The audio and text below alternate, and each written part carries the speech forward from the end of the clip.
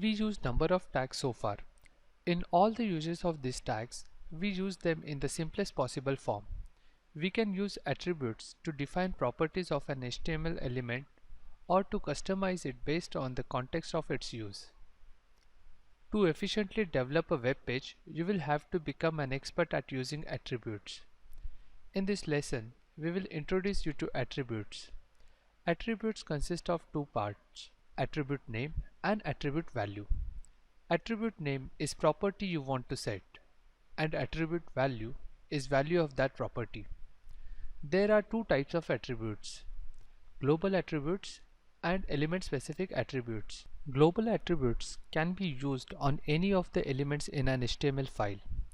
Element specific attributes, as the name suggests, can only be used for a given element. I know it could be overwhelming to know so many new things, but don't worry.